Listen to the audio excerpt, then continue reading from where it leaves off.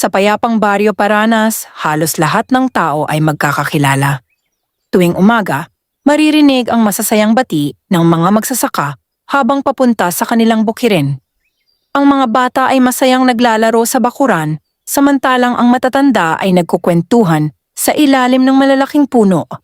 Isa itong baryong puno ng pagkakaisa, ngunit may isang bahay na tila hindi kailanman nabalot ng kasiyahan. Sa dulo ng baryo, nakatayo ang isang lumang bahay na yari sa kahoy. Kahit matibay pa ito, kapansin-pansin ang lungkot na bumabalot dito. Ang may-ari nito ay si Mang Berting, isang matandang lalaki na kilala noon bilang pinakamahusay na panadero sa buong bayan. Noong kabataan pa niya, araw-araw ay pumipila ang mga tao sa kanyang maliit na panaderya. Mabango ang kanyang mga tinapay at pandesal na tila may kakaibang sangkap na nagbibigay ng init sa puso ng bawat nakakakain. Hindi lamang dahil sa husay niya sa pagluluto, kundi dahil ginagawa niya ang bawat tinapay ng may buong pagmamahal. Kasama niyang namamahala sa panaderya ang kanyang asawa na si Aling Rosa at ang kanilang nag-iisang anak na si Lina. Ang tatlo ay larawan ng isang masayang pamilya. Magkasabay silang gumigising bago sumikat ang araw upang magmasa ng harina, maghanda ng pugon at magluto ng mga tinapay na inaabangan ng buong baryo. Marami ang nagsasabing pinagpapala ang pamilya ni Mang Berting. Hindi man sila mayaman, sapat ang kanilang kinikita upang mabuhay ng payapa at makatulong pa sa mga kapitbahay na nangangailangan. Ngunit isang gabi, nagbago ang lahat. Habang mahimbing ang tulog ng baryo, isang malakas na apoy ang sumiklab sa panaderya. Mabilis itong kumalat dahil gawa sa kahoy ang malaking bahagi ng gusali. Nagising si Mang Berting dahil sa init at usok. Agad siyang tumakbo upang iligtas ang kanyang mag-ina. Pilit niyang sinubukang pasukin ang nasusunog na bahay, ngunit patuloy na bumabagsak ang mga nagliliyab na kahoy. Narinig niya ang mga sigaw ng kanyang asawa at anak. Paulit-ulit niyang sinubukan silang abutin, ngunit bawat hakbang ay tila sinusuklian ng apoy. Dumating ang mga kapitbahay upang tumulong. Nag-igib sila ng tubig mula sa balon, ngunit napakalaki na ng apoy. Makalipas ang ilang oras, tuluyan ding humupa ang apoy. Kasabay noon ang pagkawala ng dalawang pinakamahalagang tao sa buhay ni Mang Berting. Mula sa gabing iyon, tila nawala rin ang kanyang sigla. Hindi na muling nagbukas ang panaderya. Hindi na rin muling naamoy sa baryo ang mabangong tinapay na dati nagbibigay buhay sa kanilang umaga. May isang baol lamang ang iniligtas ni Mang Berting mula sa sunog. Ito ay isang lumang baol na yari sa matigas na kahoy at may bakal na kandado. Ayon sa matatanda, naroon ang lahat ng lihim na sangkap, mga lumang kagamitan at ang natatanging resipe ng kanilang pamilya na minana pa sa mga ninuno. Ngunit matapos ang trahedya, hindi na kailanman binuksan ni Mang Berting ang baol. Maingat niya itong itinago sa isang maliit na silid sa loob ng kanyang bahay. Kahit ang pinakamalalapit niyang kaibigan ay hindi niya pinayagang makita iyon. Lumipas ang maraming taon. Unti-unting nalimutan ng mga tao ang dating tanyag na panaderya. Ang mga batang minsang lumaki sa pagkain ng kanyang pandesal ay nagkaroon na rin ng sariling pamilya. Si Mang Berting naman ay nanatiling mag-isa. Tahimik siyang namumuhay sa kanyang lumang bahay. Tuwing umaga ay nagdidilig siya ng mga halaman. Tuwing hapon ay nauupo sa kanyang lumang tumba-tumba habang nakatanaw sa malayo. Ngunit bawat pagsapit ng gabi, lagi siyang pumapasok sa maliit na silid kung saan naroon ang baol. Hindi niya ito binubuksan. Hinahaplos lamang niya ang takip nito na para bang naroon pa rin ang kanyang asawa at anak. Marami ang nagtangkang bumili ng baol. May mga negosyanteng nag-alok ng malaking halaga dahil naniniwala silang naroon ang sikat na recipe ng tinapay. Ngunit palagi lamang umiiling si Mang Berting. Walang halagang makakabili sa alaalang laman niyan. Mahina niyang wika sa mga nagtatanong. Hindi na siya nagpaliwanag pa. Lumipas pa ang ilang taon. Isang araw at dumating sa Barrio Paranas ang isang binatang nagngangalang Nico. Lumaki siya sa ibang bayan, ngunit ang kanyang ama ay dating taga-Paranas. Bago ito pumanaw, madalas nitong ikwento ang tungkol sa isang panaderong nagluluto ng pinakamasarap na tinapay na kanyang natikman. Palagi rin nitong binabanggit ang mahiwagang baol na sinasabing hindi na muling nabuksan matapos ang malaking sunog. Dahil sa mga kwentong iyon, nagpasya si Nico na puntahan ang baryo. Hindi siya naghahanap ng kayamanan. Hindi rin siya naniniwala sa mga tsismis tungkol sa baol. Ang nais lamang niyang malaman ay kung bakit hanggang ngayon ay tila sariwa pa rin ang lungkot sa mukha ng matandang panadero. Pagdating niya sa baryo, agad niyang napansin ang lumang bahay sa dulo ng daan. Tahimik itong nakatayo sa ilalim ng isang malaking punong mangga. Sa harapan ng bahay ay may isang matandang lalaki na marahang nagwawalis ng bakuran. Huminto si Nico. Hindi niya alam kung bakit tila may mabigat na damdaming bumalot sa kanyang dibdib habang pinagmamasdan ang matanda. Hindi pa man sila nag-uusap, pakiramdam niya ay may malalim na kwentong naghihintay na mabuksan. At sa loob ng lumang bahay na iyon, nananatiling nakasara ang baol na sa loob ng maraming taon ay naging saksi sa pagmamahal, pagdadalamhati at sakripisyong hindi pa nalalaman ng buong Baryo Paranas. Maagang nagising si Nico kinabukasan. Habang unti-unting sumisilip ang sikat ng araw sa kabundukan, tahimik niyang nilakad ang makitid na daang patungo sa bahay ni Mang Berteng. Malamig ang simoy ng hangin at tila napakabagal ng pag-usad ng oras sa Baryo Paranas. Hindi tulad ng bayan na kanyang pinanggalingan, walang pagmamadali ang mga tao rito. Ang bawat umaga ay tila paalala na may halaga ang bawat sandaling ipinagkakaloob. Mula sa malayo ay nakita niyang muli ang matandang panadero. Katulad ng nakaraang araw, abala ito sa pagdidilig ng mga halamang namumulaklak sa harapan ng bahay. Bagamat matanda na, maingat at mahinahon pa rin ang bawat kilos nito. Huminto si Nico sa labas ng bakuran. Hindi niya alam kung paano sisimulan ang pag-uusap. Ayaw niyang isipin ng matanda na isa rin siya sa mga taong interesado lamang sa baol. Napansin siya ni Mang Berteng. Tahimik itong tumayo at pinagmasdan ang binata. Magandang umaga, magalang nabati ni Nico. Bahagyang tumango ang matanda. Magandang umaga rin. Ako po si Nico. Alam ko, ikaw ang bagong dating sa baryo. Nagulat si Nico. Paano ninyo nalaman? Sa maliit na baryo, mabilis kumalat ang balita. Napangiti ang binata. Hindi na siya nagtaka. Sa ganitong lugar, halos magkakakilala ang lahat. Lumapit siya ng kaunti sa bakuran. Narinig ko po ang tungkol sa dati ninyong panaderya. Hindi agad sumagot si Mang Berteng. Sa halip ay ipinagpatuloy muna nito ang pagdidilig hanggang maubos ang laman ng kanyang timba. Pagkaraan ng ilang sandali ay inilapag niya ang timba sa tabi ng balon. Matagal nang nagsara ang panaderyang iyon. Opo. Wala nang dapat balikan. Mahina ngunit mabigat ang kanyang tinig. Hindi na ipinilit ni Nico ang usapan. Sa halip ay tumulong siyang pulutin ang mga tuyong dahon na nagkalat sa bakuran. Hindi iyon inasahan ng matanda.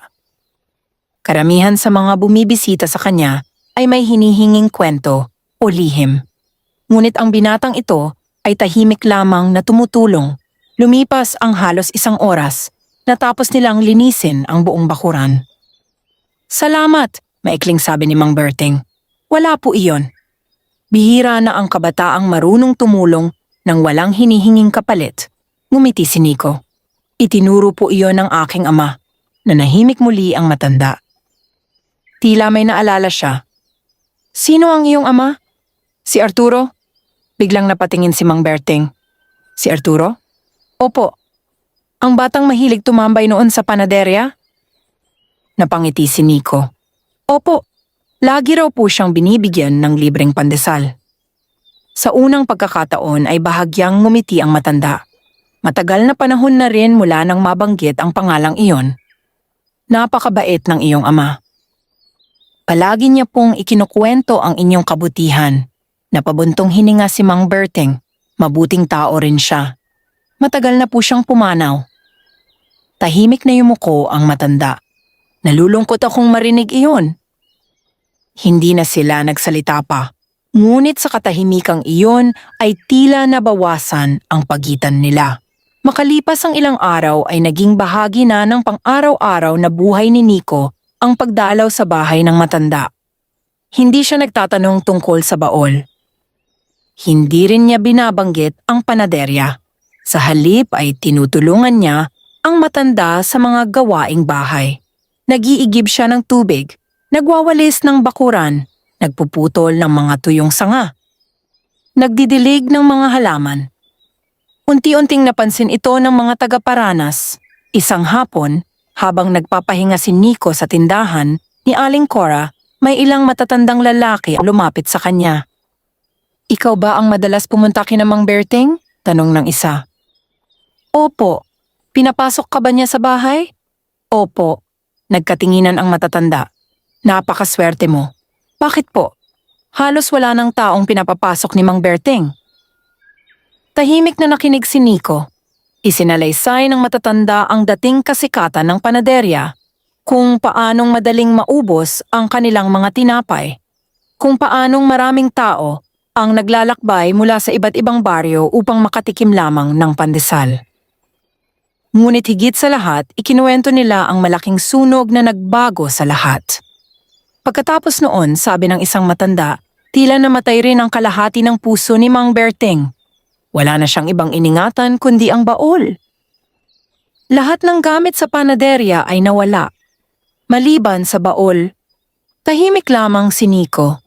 Hindi siya nagsalita. Sa halip ay mas lalo siyang naawa sa matanda.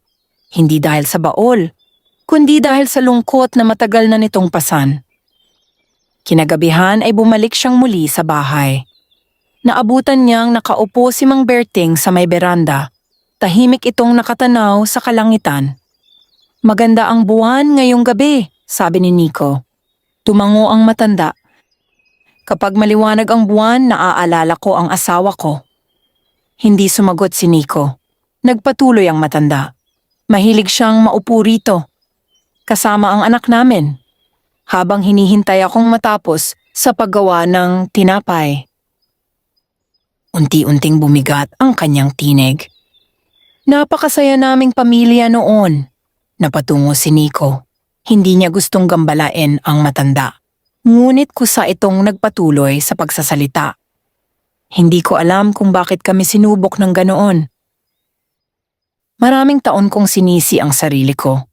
Kung mas maaga sana akong nagising, kung mas mabilis sana akong kumilos, hindi ko na sila nailigtas." Tahimik na pumatak ang isang luha mula sa kanyang mga mata. Hindi iyon itinago ni Mang Berting. Sa unang pagkakataon matapos ang napakaraming taon, may taong nakinig lamang sa kanyang sakit ng walang paghusga. Lumipas ang ilang sandali, tumayo ang matanda. "Dito ka sandali." Pumasok siya sa loob ng bahay. Ilang minuto ang lumipas bago siya muling lumabas. May dala siyang isang lumang tray. Naroon ang 2 tasa ng mainit na salabat at ilang pirasong kamote na pinasingawan. "Pasensya ka na. Wala akong maihahandang tinapay." Ngumiti si Nico. "Ang mahalaga po ay magkasalo tayo." Tahimik silang kumain. Walang nagsasalita. Ngunit sa gabing iyon, unti-unting nabawasan ang bigat na matagal nang dinadala ng matanda. Bago umuwi si Nico ay napansin niyang bahagyang nakabukas ang pintuan ng maliit na silid sa loob ng bahay. Mula roon ay nasilayan niya ang isang lumang baol na nababalutan ng manipis na alikabok. Hindi siya lumapit, hindi rin siya sumilip. Agad niyang iniwas ang kanyang tingin bilang paggalang sa pribadong alaala ng matanda. Napansin iyon ni Mang Berting. Sandali niyang tiningnan ang binata. Sa kanyang isip ay may unti-unting nabubuong tiwala. Sa loob ng maraming taong nagtangkang silipin ang baol ng palihim. Ngunit si Nico ang unang taong kusang umiwas ng tingin. At sa gabing iyon, sa unang pagkakataon mula nang mangyari ang trahedya, Naramdaman ni Mang Berting na marahil ay dumating na ang taong maaaring makinig hindi lamang sa lihim ng baol, kundi pati sa kwento ng kanyang puso. Lumipas ang mga araw at lalong naging malapit sina Nico at Mang Berting. Tuwing umaga ay magkasama silang naglilinis ng bakuran. Sa hapon ay nagdidilig sila ng mga halaman at pagsapit ng gabi ay tahimik na nagkukwentuhan sa beranda habang pinagmamasdan ang mga bituin. Unti-unting napansin ng mga taga-baryo Paranas ang malaking pagbabago sa matanda. Dati-rati ay halos hindi ito lumalabas ng bahay maliban kung may bibilhin. Ngayon ay paminsan-minsan na itong nakikitang nakangiti habang kausap ang binata. Bagamat hindi pa ganap na nawala ang lungkot sa kanyang mukha, tila nagkaroon muli ng munting liwanag ang kanyang mga mata. Isang umaga habang nagwawalis si Nico sa bakuran, may dumating na isang matandang babae. "Magandang umaga, Mang Berting," bati nito. "Magandang umaga rin, Aling Celia." Inilapag ng matanda ang dala nitong basket na puno ng sariwang gulay. "Ito ang ani namin kahapon. Baka magamit mo." "Maraming salamat." Napansin ni Aling Celia si Nico. "Ikaw ba ang binatang tumutulong kay Mang Berting?" "Opo." Ngumiti ang matanda. "Mabuti at dumating ka sa buhay niya." Hindi na nagsalita si Nico. Nang makaalis si Aling Celia, napansin niyang tila malalim ang iniisip ni Mang Berting. "Mukhang marami pong nagmamahal sa inyo rito." Hindi agad sumagot ang matanda. "Kung may pagmamahal man silang ibinibigay sa akin ngayon, iyon ay dahil sa pagmamahal na ibinigay sa kanila ng asawa at anak ko noon." Napatingin si Nico sa kanya. Si Rosa ang tunay na dahilan kung bakit naging matagumpay ang aming panaderya. "Hindi po ba kayo ang gumagawa ng tinapay?" "Ako ang nagmamasa at nagluluto. Pero ang bawat resipe ay pinapaganda ng asawa ko. Siya ang laging nagsasabing hindi sapat ang masarap na tinapay. Kailangan daw itong samahan ng kabutihan." Tahimik na nakinig si Nico. Madalas kaming magbigay ng libreng tinapay sa mga batang walang pambili. Kapag may nagugutom, hindi namin sila pinauuwing walang dala. Kapag may matandang walang makain, ipinadadala ni Rosa ang natitirang tinapay.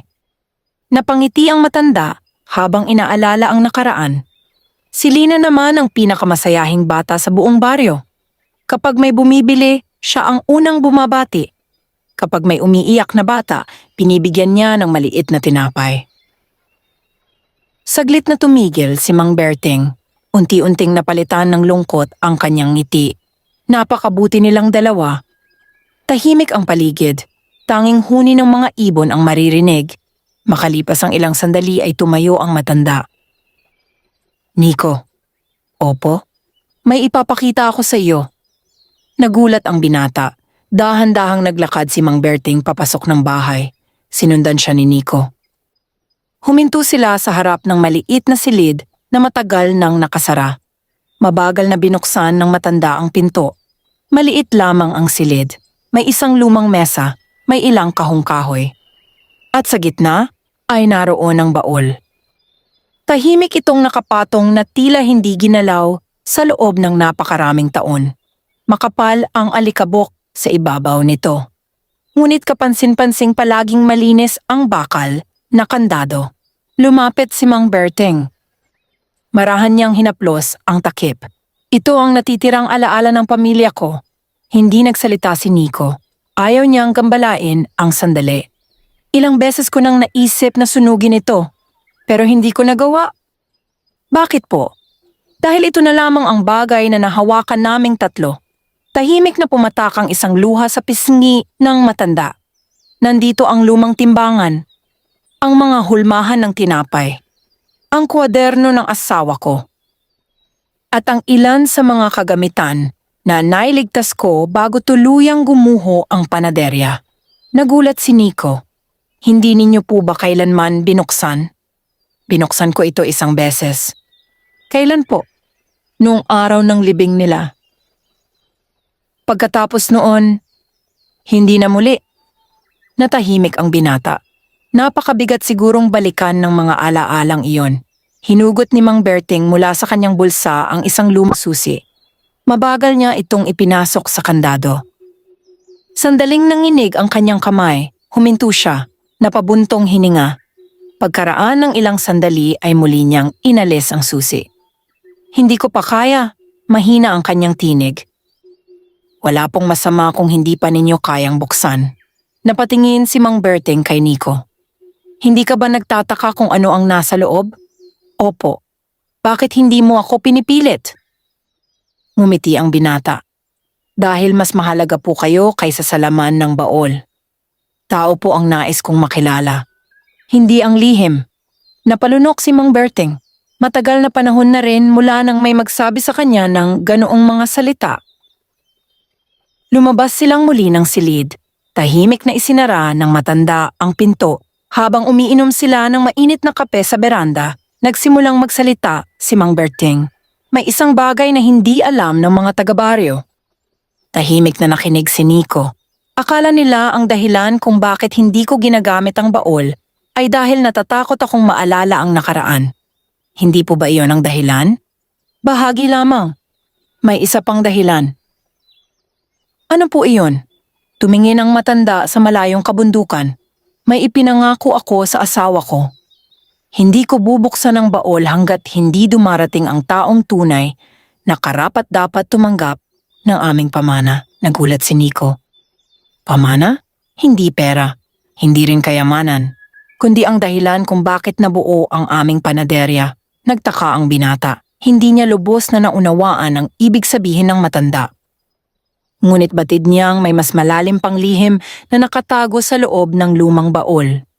Lihim na hindi lamang tungkol sa paggawa ng tinapay, kundi tungkol sa pagmamahal, kabutihan at sakripisyong ipinasa mula sa isang henerasyon tungo sa susunod.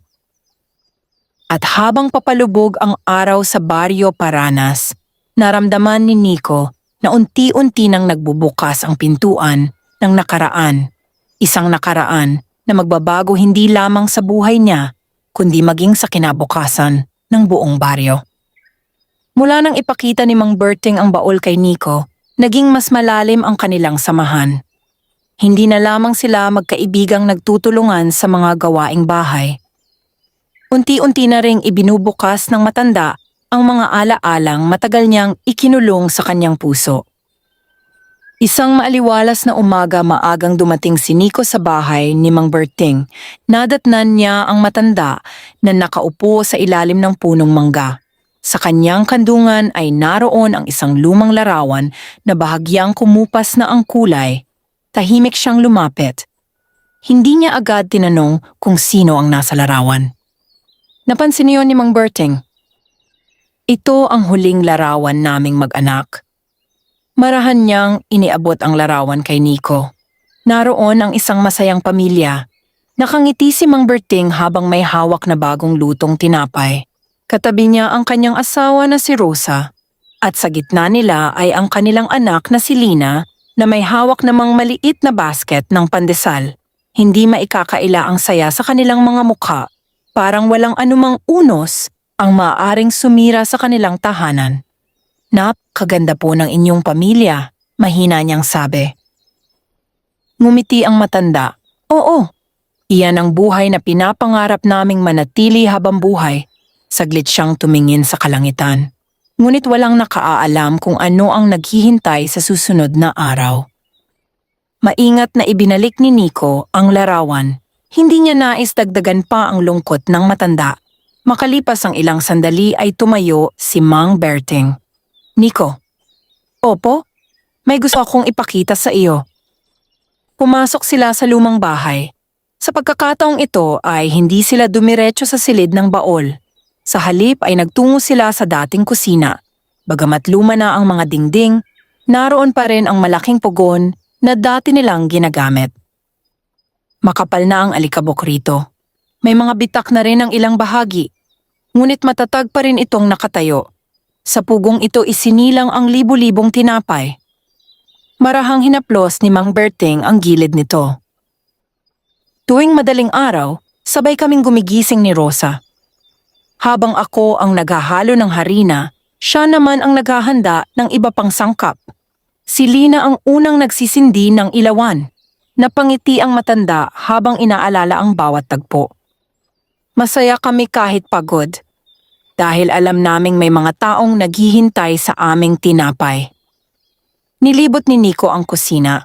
Bagamat matagal nang hindi nagagamit, tila naroon pa rin ang alaala ng dating kasiglahan. Hindi niya maiwasang isipin kung gaano kasaya ang tahanang iyon noon. Habang nakatingin siya sa lumang pugon, may napansin siyang maliit na ukit sa gilid nito. 3 pangalan ang nakaukit. Berting, Rosa, Lina. Napansin iyon ng matanda. Si Lina ang gumawa niyan. Sabi niya para raw hindi kami magkakahiwalay. Napayo ko si Mang Berting. Ngayon ako na lamang ang natitira. Tahimik na lumapit si Nico. Hindi po sila mawawala hanggat may nagmamahal at umaalala sa kanila. Napatingin ang matanda sa binata. Matagal niyang pinagmasdan ang mukha nito. Parang may nakita siyang katapatan na matagal na niyang hinahanap. Kinahapunan, kumalat sa baryo ang balitang madalas nang nakikitang magkasama sina Nico at Mang Berting. Masaya ang karamihan, ngunit hindi lahat ay natuwa.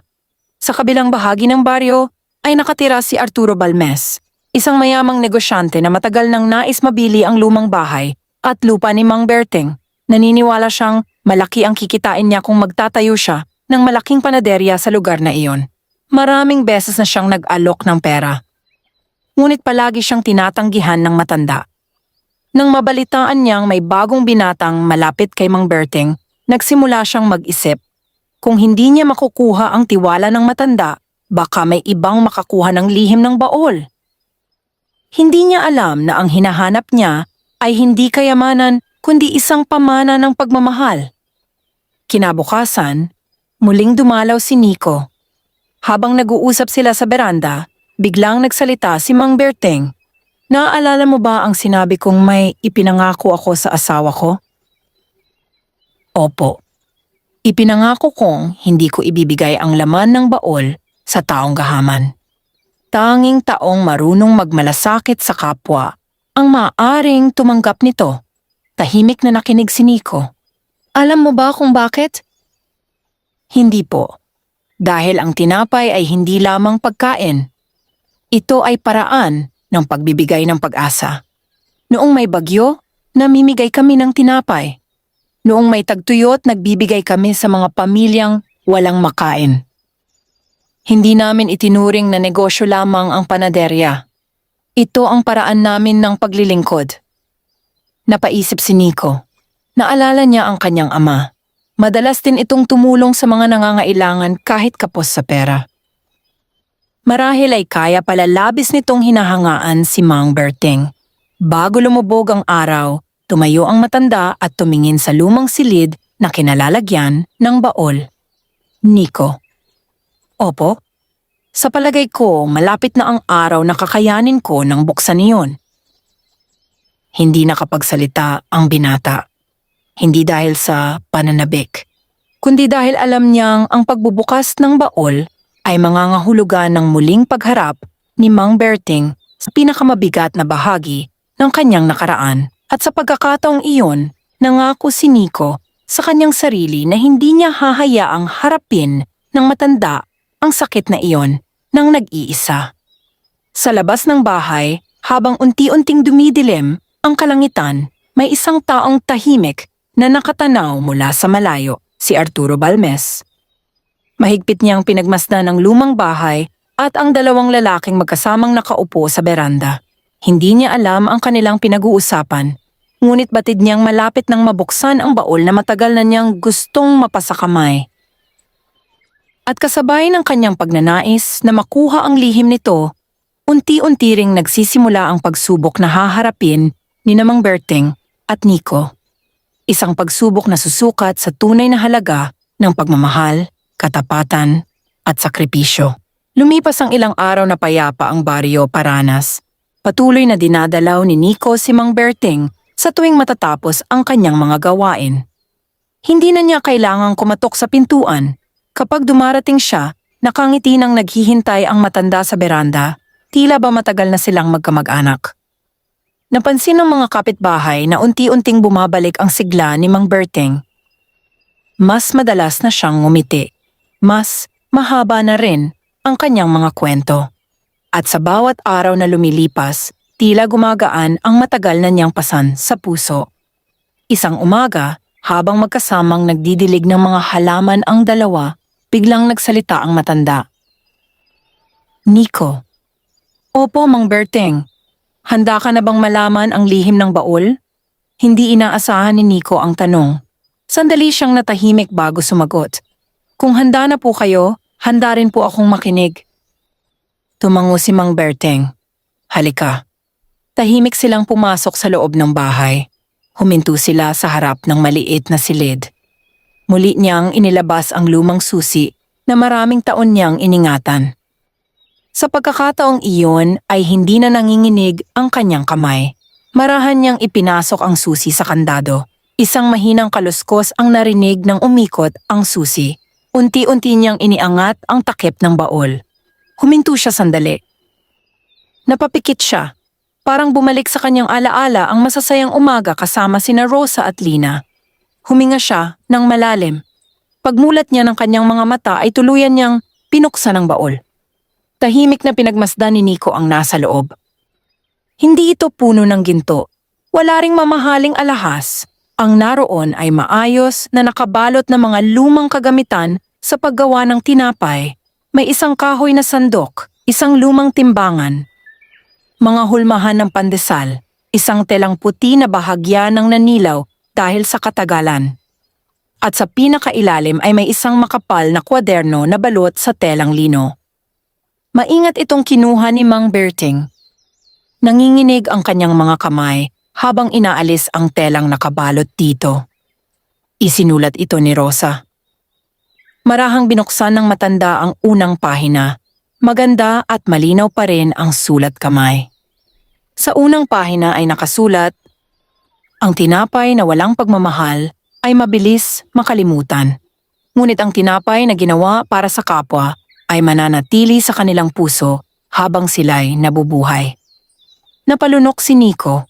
Hindi niya inaasahang ganoon ang unang mababasa niya. Isa-isang binuklat ni Mang Berting ang mga pahina. May mga resipe ng pandesal, ensaymada, mone, pan de coco, at iba pang tinapay na dating ipinagmamalaki ng kanilang panaderya. Ngunit sa bawat recipe ay may nakasulat ding maiikling paalala. Huwag magmadali kung may taong gutom na naghihintay. Mas mahalaga ang malasakit kaysa sa bilis. Kapag may batang walang pambili, bigyan siya ng tinapay at huwag hayaang mapahiya. Ang tunay na kita ng panadero ay ang ngiti ng taong nabusog. Habang binabasa iyon ni Nico ay lalo niyang naunawaan kung bakit mahal ng mga taga-Paranas ang pamilya ni Mang Berting. Hindi lamang pala sila gumagawa ng tinapay. Nagpapalaganap sila ng kabutihan. May napansin si Nico na isang sobre sa pinakailalim ng baol. Hindi niya ito hinawakan. Ngunit napansin iyon ni Mang Berting. Kunin mo. Nag-alangan ang binata. Baka po mahalaga. Oo, napakahalaga. Dapat mo ring mabasa. Marahang binuksan ni Nico ang sobre. May isang liham sa loob. Luma na ang papel ngunit mababasa pa rin ang sulat. Pinasa ito ni Mang Berting ng marahan. Kung dumating ang araw na hindi na tayo makapaghurno ng tinapay, sana ay may isang taong magpapatuloy ng kabutihang sinimulan natin.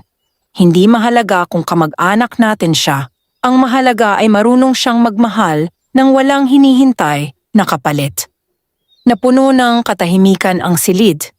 Hindi na napigilan ni Mang Berting ang kanyang pagluha. Mahigit 20 taon niyang hindi muling nabasa ang liham na iyon. Ngayon lamang niya muling nasilayan ang mga salitang isinulat ng kanyang asawa. Unti-unting lumapit si Nico. Hindi siya nagsalita. Marahan lamang niyang inalalayan ang matanda upang maupo. Maraming taon kong ikinulong ang sarili ko sa kalungkutan. Akala ko, kapag binuksan ko ang baol, tuluyan na akong madudurog. Napabuntong hininga siya. Ngunit mali pala ako. Ano po ang ibig ninyong sabihin? Habang kasama kita ngayon, hindi na ganoon kabigat ang sakit. Ngumiti si Nico. hindi po mawawala ang inyong mga alaala. Pero maaari po silang maging dahilan upang mas marami pang taong matulungan. Napaisip si Mang Berting. Marahil iyon ang nais iparating ng kanyang asawa sa liham, na ang pagmamahal ay hindi dapat ikinukulong sa nakaraan. Dapat itong ipinamamahagi. Habang maingat nilang ibinabalik ang mga kagamitan sa loob ng baol, hindi nila napansing may isang pares ng matang nakasilip mula sa bahagyang nakabukas na bintana. Si Arturo Balmes. Tahimik niyang nakita ang pagbubukas ng baol. Bagamat hindi niya narinig ang kanilang pinag-uusapan, nakita niyang may lumang kwaderno at mga kagamitan sa loob nito. Nagliwanag ang kanyang mga mata. Naniniwala siyang naroon ang sikat na recipe na maaaring magpayaman sa kanya. Tahimik siyang umalis bago pa siya mapansin. Habang naglalakad pa uwi, nabuo sa kanyang isip ang isang mapanganib na balak. Samantala sa loob ng bahay ni Mang Berting, maingat na muling isinara ang baol. Ngunit sa pagkakataong iyon, hindi na ito isinara dahil sa takot. Isinara ito bilang paggalang sa mga alaalang muli ng nabigyang buhay. Hindi pa alam ni Mang Berting at Nico na ang kanilang muling pagbubukas sa baol ay nagsilbing simula ng isang bagong pagsubok. Isang pagsubok na maglalantad kung sino ang tunay na naghahangad ng pamana ng pamilya ni Mang Berting. Ang taong naghahanap ng kayamanan o ang taong handang ipagpatuloy ang kanilang kabutihan at sakripisyo. Pagkatapos ng araw na muling nabuksan ang baol, tila naging mas magaan ang bawat umaga sa bahay ni Mang Berting. Hindi na siya palaging nakatanaw sa malayo na tila naghahanap ng isang bagay na hindi na maibabalik. Sa halip, mas madalas na siyang ngumiti at makipagkwentuhan kay Nico. Habang umiinom sila ng mainit na kape sa beranda isang umaga, marahang nagsalita ang matanda. Nico. Opo? Maraming taon kong iningatan ang mga gamit na iyon. Akala ko noon ay iyon ang pinakamahalagang pamana ng pamilya namin. Tapos po. Ngayon, napagtanto kong hindi pala ang mga kagamitan ang tunay na pamana. Napatingin si Nico sa kanya. Ang tunay na pamana ay ang kabutihang itinuro sa amin ng asawa ko.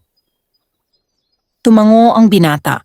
Naniniwala siyang tama ang sinabi ng matanda. Ang mga kagamitan ay maaaring masira sa paglipas ng panahon, ngunit ang kabutihan ay maaaring maipasa sa maraming salinlahi. Kinahapunan, dumating sa bahay si Aling Celia kasama ang isang batang lalaki na halos 10 taong gulang.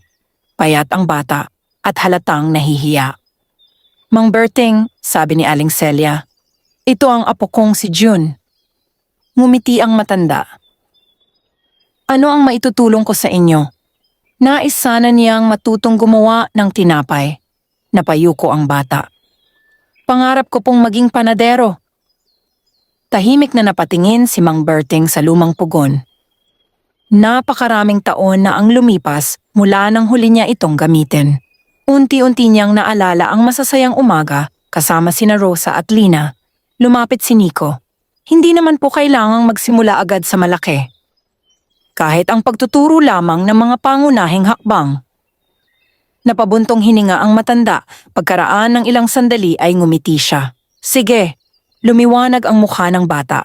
Kinabukasan, maagang nagtipon sina Mang Berting, Nico at June sa lumang kusina. Maraming kagamitan ang luma na, ngunit may ilan pang maaaring gamitin. Tinuruan ni Mang Berting si June kung paano salain ang harina, kung paano magtimpla ng tamang dami ng tubig, at kung paano magmasa ng may tiyaga. Huwag mong awayin ang kwarta, sabi ng matanda. Alagaan mo ito. Nagulat si June. Paano po aalagaan ang kwarta? Ngumiti si Mang Berting. Kapag ginawa mo ang isang bagay ng may pagmamahal, mararamdaman iyon ng taong makikinabang. Tahimik na nakinig si Nico. Iyon din ang mga salitang mababasa sa kwaderno ni Aling Rosa. Habang abala ang tatlo, may isang taong nagmamasid mula sa di kalayuan. Si Arturo Balmes, kasama niya ang 2 niyang tauhan. Sigurado akong nasa matandang iyon ang resepeng magpapayaman sa atin, bulong niya. Ano pong gagawin natin? Tanong ng isa. Hindi tayo magmamadali. Hihintayin nating dumating ang tamang pagkakataon. Tahimik silang umalis. Samantala matapos ang maghapong pagtuturo, nakagawa si June ng kanyang unang maliit na pandesal. Hindi ito perpekto. May ilang pirasong medyo matigas. May ilan ding hindi pantay ang hugis. Ngunit nang matikman iyon ni Mang Berting, napangiti siya. Masarap. Napailing si June. Hindi po. Marami pa akong pagkakamali. Tama. Pero ang pinakamahalagang sangkap ay naroon. Ano po iyon? Ang puso. Napangiti ang bata. Mula noon ay araw-araw na siyang dumadalaw upang matuto. Unti-unti ring nabuhay ang dating kusina. Hindi pa man ganap na panaderya, muli itong napuno ng tawanan at pag-asa. Ilang araw ang lumipas, nagulat ang buong baryo nang makita nilang namimigay sina Mang Berting at Nico ng maiinit na pandesal sa mga matatandang hindi na kayang magtrabaho. May natanggap din ang ilang batang kapos sa pagkain. Marami ang napaluha. Naalala nila ang dating pamilya ni Mang Berting. Parang bumalik ang mga panahong ang kanilang panaderya ay hindi lamang nagbebenta ng tinapay, kundi nagbabahagi rin ng pagmamahal. Nang gabing iyon, habang nakaupo sila sa beranda, marahang nagsalita ang matanda. Nico. Opo, ngayon ko lamang muling naramdaman ang saya ng pagbibigay. Pakiramdam ko, nakangiti sina Rosa at Lina. Napatingala siya sa kalangitan, tahimik na pumikit. Hindi na siya umiiyak tulad ng dati. Sa halip ay may mapayapang ngiti sa kanyang labi. Ngunit sa kabilang bahagi ng baryo, hindi mapalagay si Arturo Balmes. Habang nakaupo siya sa loob ng kanyang malaking bahay, paulit-ulit niyang iniisip ang lumang kwaderno sa loob ng baul. Hindi maaaring manatili iyon sa matanda. Kailangan kong makuha ang recipe. Mahigpit niyang ipinikit ang kanyang kamao. Nagpasya siyang gumawa ng paraan upang mapasa kamay ang baul. Kahit pa kailangan niyang linlangin si Mang Berting. Hindi niya alam na ang tunay na halaga ng baul ay hindi kailanman masusukat ng salapi. At habang unti-unting nabubuhay muli ang dating diwa ng lumang panaderya, papalapit din ang pinakamabigat na pagsubok na haharapin ni Mang Berting at Nico. Isang pagsubok na magpapakita kung ang kabutihan ay tunay na mas makapangyarihan kaysa sa kasakiman. Mabilis na kumalat sa buong Baryo Paranas ang balitang muli nang nagtuturo si Mang Berting ng paggawa ng tinapay. Maraming matatanda ang natuwa sapagkat para sa kanila, tila muling nabuhay ang alaala ng dating masayang panaderya. Ang mga bata naman ay araw-araw na dumaraan sa lumang bahay upang sumilip at batiin ang matandang panadero. Labis ang kasiyahan ni June sa bawat bagong aral na kanyang natututuhan. Si Nico naman ay patuloy na tumutulong sa paghahanda ng mga sangkap at sa paglilinis ng lumang kusina. Unti-unti nang nabubuhay ang pugon na maraming taon ding natulog sa katahimikan. Isang hapon, matapos nilang mamigay ng maiinit na pandesal sa ilang matatanda sa baryo, masayang umuwi sina Mang Berting at Nico. Matagal na panahon ko ring hindi naramdaman ang ganitong saya, sabi ng matanda. Marami pong natutuwa sa inyo, tugon ni Nico. Hindi sa akin. Sa kabutihang iniwan ng pamilya ko. Pagdating nila sa bahay ay agad silang naghanda ng hapunan. Pagkatapos kumain ay maagang nagpahinga si Mang Berting. Si Nico naman ay umuwi muna sa kanyang tinutuluyan. Tahimik ang buong baryo ng gabing iyon. Tanging malamig na hangin at mahinang liwanag ng buwan ang bumabalot sa paligid. Ngunit sa gitna ng katahimikan, may 3 taong dahan-dahang lumapit sa bahay ni Mang Berting. Pinangunahan sila ni Arturo Balmes. Maingat nilang sinilip ang paligid. Walang tao. Tahimik nilang binuksan ang maliit na bintana sa likod ng bahay. Isa-isang pumasok ang dalawa niyang kasamahan. Alam na alam ni Arturo kung saan matatagpuan ang maliit na silid. Mabagal silang naglakad upang hindi makalikha ng ingay. Pagdating nila sa silid ay agad nilang nakita ang baol. Ngumiti si Arturo. Sa wakas, pinilit nilang buhatin ang mabigat na baol. Hindi ito madali dahil yari ito sa matigas na kahoy. Ngunit sa tulong ng dalawa niyang tauhan ay naiangat din nila ito. Tahimik silang lumabas ng bahay. Walang sino man sa baryo ang nakapansin sa kanilang ginawa. Pagsikat ng araw, maagang dumating si Nico. Masaya siyang papasok sana sa bahay nang makita niyang nakabukas ang pintuan. Bigla siyang kinabahan. "Mang Berting!" Walang sumagot. Mabilis siyang pumasok. Naabutan niyang nakaupo ang matanda sa sahig ng maliit na silid. Tahimik itong nakatingin sa bakanting lugar kung saan dating nakapatong ang baol. Namutla si Nico. "Mang Berting..." Mahina siyang lumingon. Wala na. Kinuha na nila. Lumapit agad si Nico. "May nakita po ba kayong kumuha?" Umiling ang matanda. "Nagising ako kaninang madaling araw. Bukas na ang pinto. Pagpasok ko rito, wala na ang baol." Napaupo si Nico. Ramdam niyang muling bumigat ang dibdib ng matanda. Hindi dahil sa mga gamit, kundi dahil pakiramdam nito ay nawala na naman ang huling alaala ng kanyang pamilya. Hindi nagtagal ay dumating ang mga kapitbahay. Isa-isang nagulat ang lahat sa nangyari. "Lahat ba ng gamit ay nawala?" tanong ni Aling Celia. "Ang baol lamang," sagot ni Mang Berting. Napatingin ang lahat sa isa't isa. Ibig sabihin, alam ng kumuha kung ano ang kanyang pakay. Tahimik lamang si Nico. Sa isip niya ay may isang pangalan na agad na pumasok, si Arturo Balmes. Ngunit wala siyang ebidensya. Ayaw niyang magbintang ng walang sapat na dahilan. Maya-maya ay nagsalita si Mang Berting. "Huwag kayong mag-alala," nagulat ang lahat. Kung sino man ang kumuha noon, hindi niya makukuha ang tunay na halaga ng baol. Hindi iyon naunawaan ng mga naroon. Ngunit naalala ni Nico ang mga salitang sinabi ng matanda noon. Ang tunay na pamana ay wala sa mga kagamitan, nasa kabutihang ipinasa ng kanilang pamilya. Samantala sa malaking bahay ni Arturo Balmes, maingat niyang inilapag ang baol sa gitna ng kanyang silid. Punong-puno siya ng pananabik. Sa wakas, "Kukunin ko na ang resepeng magpapayaman sa akin." Hinanap niya ang kandado. Sinubukan niya itong pilitin, ngunit hindi ito bumukas. Kumuha siya ng iba't ibang kagamitan upang buksan ang baol. Matagal siyang nagpumilit. Sa huli ay napilitan siyang sirain ang kandado. Nang tuluyan niyang may angat ang takip, agad niyang hinanap ang kwaderno. Mabilis niyang binuklat ang bawat pahina. Ngunit habang binabasa niya ang mga nakasulat, unti-unting nagbago ang kanyang mukha. Wala. Paulit-ulit niyang binuklat ang kwaderno. May mga resipe, may mga paalala, may mga sulat. Ngunit walang lihim na sangkap na magpapayaman sa kanya.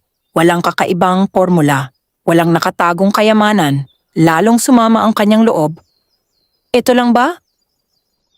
Inis niyang ibinagsak ang kwaderno sa mesa.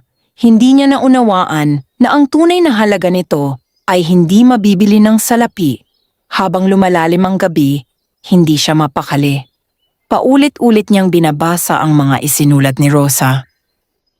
Unti-unti niyang napansin na ang bawat pahina ay tungkol sa kabutihan, katapatan, at pagmamahal sa kapwa.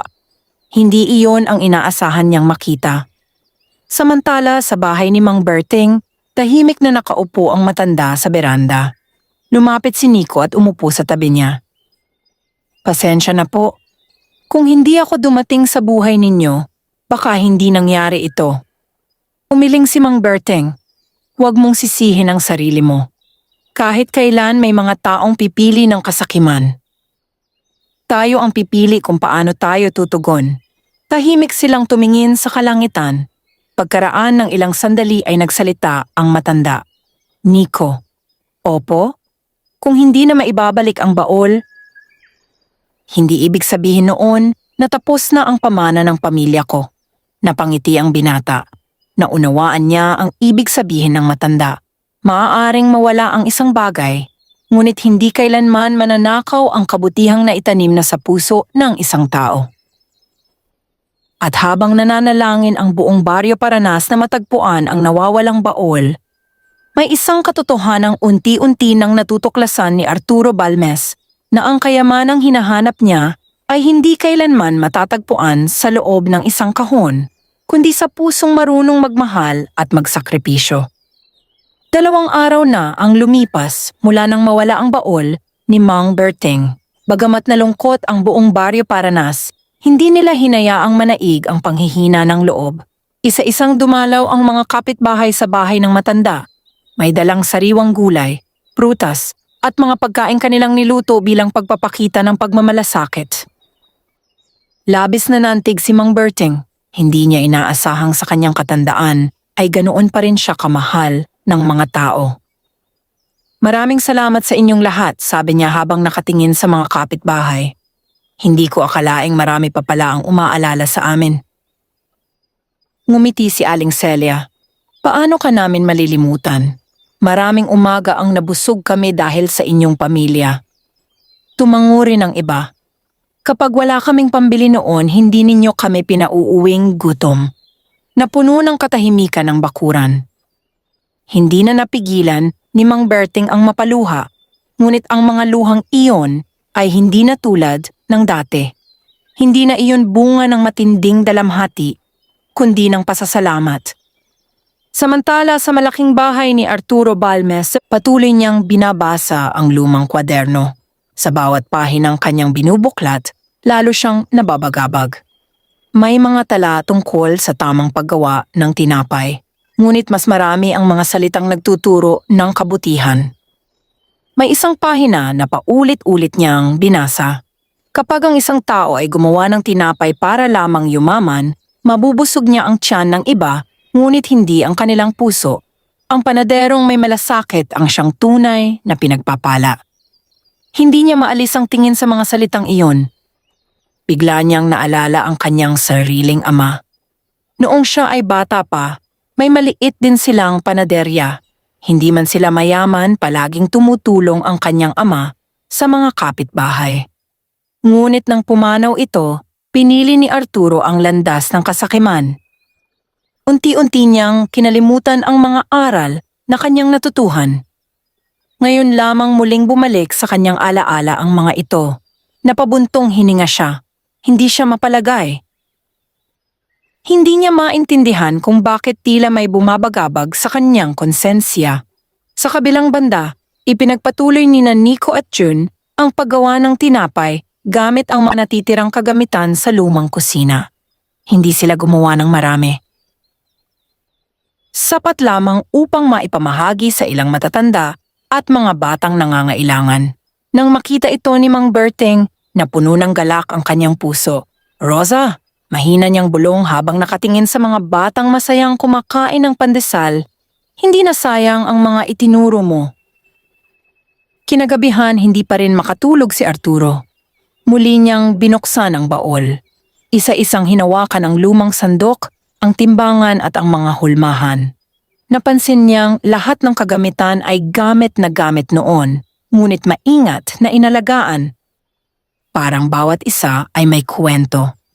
Sa pinakailalim ng baol ay may nakita siyang isang maliit na piraso ng papel na hindi niya napansin noong una. Marahan niya itong binuksan. Nakasulat doon ang maikling mensahe. Kung binabasa mo ito, marahil ay hinahanap mo ang aming lihim. Ang aming lihim ay hindi nakasulat sa papel. Makikita mo ito sa bawat taong tinulungan ng walang hinihinging kapalit. Napatigil si Arturo. Parang may tumama sa kanyang puso. Muli niyang binasa ang mensahe, paulit-ulit, hanggang sa unti-unting tumulo ang isang luha mula sa kanyang mga mata. Sa unang pagkakataon sa loob ng maraming taon, nahiya siya sa kanyang sarili. Naalala niya kung paano niya nilinlang ang ibang tao upang yumaman. Naalala niya ang mga pagkakataong mas pinili niya ang pera kaysa sa pagtulong. Napayuko siya. Nagkamali ako. Mahina lamang ang kanyang tinig, walang ibang nakarinig. Kinabukasan maagang nagising si Arturo. Tahimik niyang isinara ang baol. Maingat niyang binalot ito ng malinis na tela. Habang nakatingin siya rito, napagtanto niyang wala siyang karapatang angkinin ang isang bagay na itinayo sa pagmamahal at sakripisyo. Samantala sa bahay ni Mang Berting, patuloy ang paggawa ni Nico at June. ng ilang pirasong pandesal. Nagulat sila nang may humintong kariton sa harap ng bahay. Bumaba rito si Arturo Balmes. Tahimik ang buong bakuran.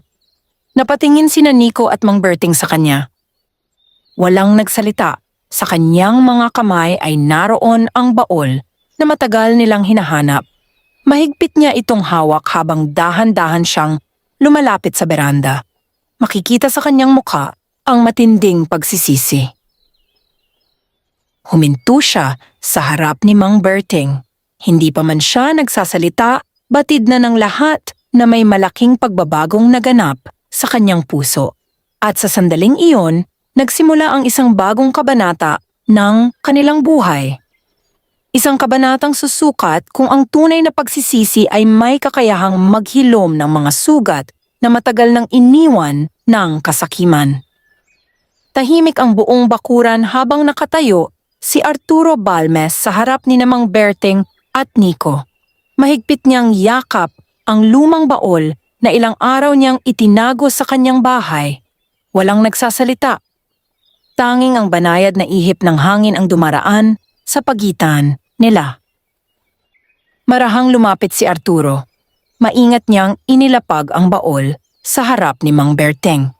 Hindi niya magawang tumingin ng diretsyo sa matanda. Unti-unti siyang yumuko.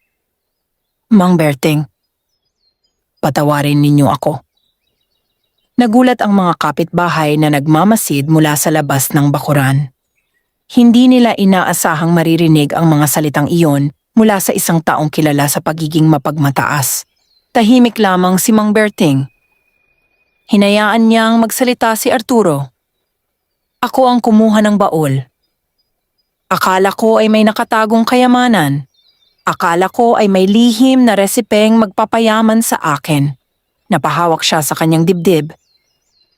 Ngunit habang binabasa ko ang kwaderno ni Aling Rosa, unti-unti kong nakita kung gaano ako kalayo sa pagiging mabuting tao. Napayo ko siya ng higit. Nakalimutan ko ang mga aral ng aking ama. Naging alipin ako ng kasakiman. Tahimik ang lahat. Walang sinuman ang sumingit sa kanyang pagsasalita. Lumapit si Nico at maingat na binuksan ang baol. Naroon pa rin ang lahat ng kagamitan, ang lumang kwaderno, ang mga hulmahan, ang timbangan, at ang liham ni Aling Rosa. Walang nawala. Napangiti ng bahagya si Mang Berting. Hindi mo man ninakaw ang laman ng baol, sabi niya. Mas mahalagang na ibalik mo ang iyong konsensya. Napaluha si Arturo. Hindi ko po alam kung karapat-dapat pa akong patawarin. Tumayo si Mang Berting at marahang inilagay ang kanyang kamay sa balikat ni Arturo. Lahat ng tao ay nagkakamali. Ngunit hindi lahat ay may lakas ng loob na aminin ang kanilang pagkakamali. Unti-unting tumulo ang luha ni Arturo. Pakiramdam niya ay nabawasan ang bigat na matagal niyang pasan. Lumapit din si Aling Celia. Kung tunay ang pagsisisi mo, ipakita mo ito sa iyong mga gagawin. Tumango si Arturo. Ipinapangako ko.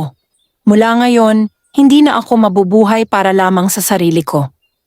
Kinabukasan, nagtipon ang buong Baryo Paranas sa lumang bakuran ni Mang Berting. May dala ang bawat pamilya ng kani-kanilang maitutulong. May nagdala ng harina, may nagdala ng asukal, may nagdala ng kahoy para sa pugon, may nagdala ng niyog at itlog. Nagulat si Mang Berting. Ano ang lahat ng ito? Ngumiti si Nico. Panahon na po upang muling mabuhay ang inyong panaderya. Napatingin ang matanda sa mga tao. Isa-isang ngumiti ang mga ito. Walang bayad ang mga ito. Sukli lamang ito sa kabutihang ibinigay ninyo sa amin noon. Hindi na napigilan ni Mang Berting ang kanyang pagluha. Sa loob ng maraming taon ay inakala niyang nag-iisa siya. Ngayon ay napatunayan niyang ang kabutihang ginawa ng kanyang pamilya ay hindi kailanman nalimutan. Maging si Arturo ay lumapit. May dala siyang ilang bagong kagamitan. Mang Berting, kung tatanggapin ninyo, nais kong makatulong. Nais kong gamitin ang aking yaman upang makabawi sa aking pagkakamali. Tahimik siyang pinagmasdan ng matanda. Pagkaraan ng ilang sandali ay ngumiti siya. Ang taong marunong magsimulang muli ay nararapat bigyan ng pagkakataon. Masayang nagsimulang ayusin ng mga taga-baryo ang lumang panaderya. Nilinis nila ang bawat sulok, pinalitan ang mga sirang kahoy, inayos ang bubong, tinanggal ang makakapal na alikabok sa lumang pugon. Habang nagtutulungan ng lahat, napatingin si Mang Berting sa lumang baol. Marahan niya itong binuksan. Kinuha niya ang kwaderno ni Rosa. Nakita niya ang isang pahinang matagal na niyang hindi nababasa. Nakasulat doon ang isang maikling pangungusap. Ang ating tahanan ay hindi nasusukat sa laki ng bahay, kundi sa dami ng pusong ating napapasaya. Napangiti siya. Parang narinig niyang muli ang tinig ng kanyang asawa.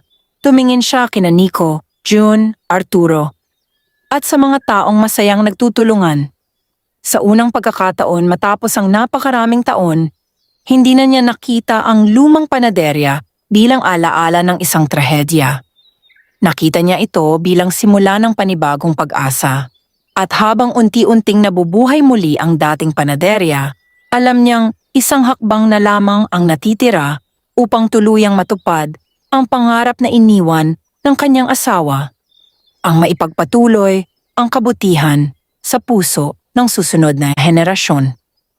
Makalipas ang ilang linggo, muling naging masigla ang dating tahimik na bahagi ng Baryo Paranas.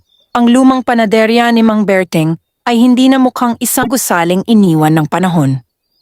Sa tulong ng mga taga-baryo, naibalik ang tibay ng mga dingding, naayos ang bubong at muling nabuhay ang lumang pugon na minsang naging saksi sa masasayang umaga ng kanilang pamilya. Hindi man ito naging marangya, sapat na ang pagiging payak nito upang muling magbigay ng pag-asa sa lahat. Bago pa sumikat ang araw, nagtipon ang mga tao sa harap ng panaderya.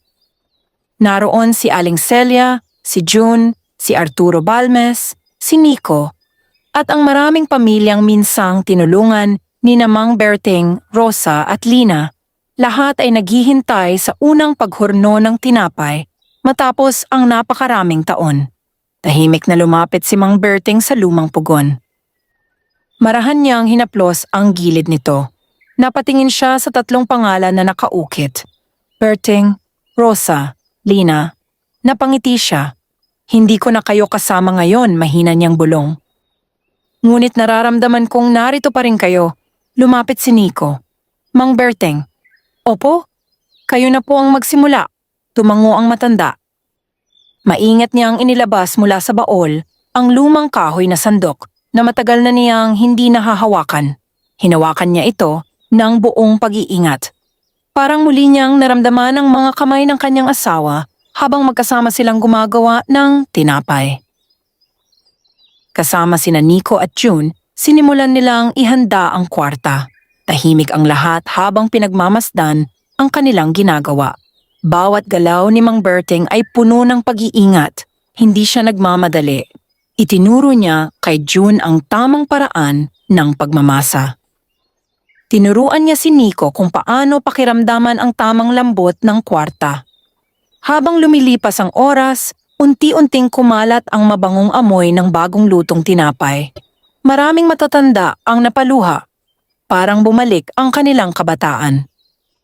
Naalala nila ang mga panahong pumipila sila sa panaderya habang nakangiting sumasalubong si Aling Rosa at masayang bumabati ang batang si Lina.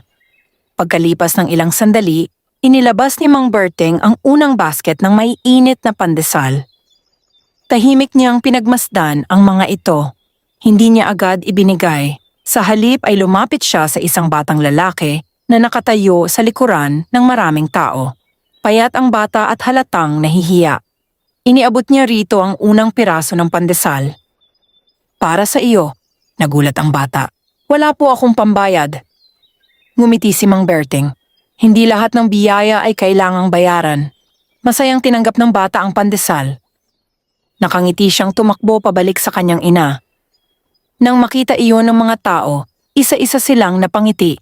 Iyon din ang ginagawa noon ni Rosa at Lina. Napuno ng init ang kanilang mga puso. Lumapit si Arturo Balmes kay Mang Berting. Maraming salamat. Natutuhan kong walang halaga ang kayamanan kung wala namang malasakit sa kapwa. Ngumiti ang matanda. Ang mahalaga ay natutuhan mo ang aral.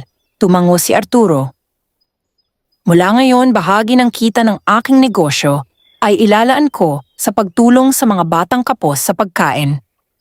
Masayang tinanggap ng mga taga-baryo ang kanyang pangako. Hindi na nila nakita ang dating mapagmataas na negosyante. Sa halip ay isang taong nagsisimulang ituwid ang kanyang landas. Kinahapunan, habang unti-unting nagsisiuwian ang mga tao, tinawag ni Mang Berting sina Nico at John. May dala siyang baol. Tahimik niya itong inilapag sa harap nila. Nico, opo? June, opo. Panahon na. Maingat niyang binuksan ang baol. Kinuha niya ang lumang kwaderno ni Rosa. Kasunod nito ang kahoy na sandok, ang timbangan at ang mga hulmahan. Isa-isa niya itong iniabot kina Nico at June. Hindi ko na ito kayang dalhin habang buhay. Panahon ng kayo naman ang mag-ingat. Nagulat ang dalawa. Hindi po namin alam kung karapat-dapat kami. Ngumiti si Mang Berting. Walang taong ipinapanganak na karapat-dapat. Nagiging karapat-dapat lamang kapag pinili niyang gumawa ng mabuti araw-araw. Mahigpit na tinanggap ni Nico at John ang mga gamit, ngunit higit pa sa mga kagamitan ang kanilang tinanggap. Tinanggap nila ang responsibilidad na ipagpatuloy ang kabutihang sinimulan ng pamilya ni Mang Berting. Lumipas ang ilang buwan, muling naging kilala ang panaderya sa Barrio Paranas, hindi dahil sa kakaibang resipe, hindi dahil sa malaking kita, kundi dahil sa bawat araw ay may libreng tinapay para sa mga batang nagugutom, sa mga matatandang walang kakayahang bumili, at sa mga pamilyang dumaranas ng pagsubok. Naging tradisyon na rin ang pagtuturo ng paggawa ng tinapay sa mga kabataang nais matuto. Hindi na lamang isang panaderya ang lugar na iyon. Naging tahanan ito ng pag-asa. Makalipas pa ang ilang taon, mapayapang pumanaw si Mang Berting habang nakaupo sa ilalim ng punong mangga sa harap ng kanyang bahay. May ngiti sa kanyang mga labi. Sa kanyang tabi ay nakapatong ang lumang larawan nilang mag-anak. Nang ihatid siya ng buong baryo sa kanyang huling hantungan, walang sinumang nakalimot sa kanyang kabutihan. Hindi nila siya inalala bilang isang mahusay na panadero lamang. Inalala nila siya bilang isang taong nagturo na ang tunay na yaman ay hindi nasusukat sa dami ng salapi o sa lihim ng isang resipe. Ang tunay na kayamanan ay ang pusong marunong magmahal, magbahagi, magpatawad at magsakripisyo para sa kapwa. At mula noon, sa tuwing sumisikat ang araw sa Barrio Paranas at kumakalat ang amoy ng bagong lutong tinapay, muling nabubuhay ang alaala ni Mang Berting, Rosa at Lina. Hindi na sa pamamagitan ng isang lumang baol, kundi sa bawat pusong natutong magmahal ng walang hinihintay na kapalit. Wakas.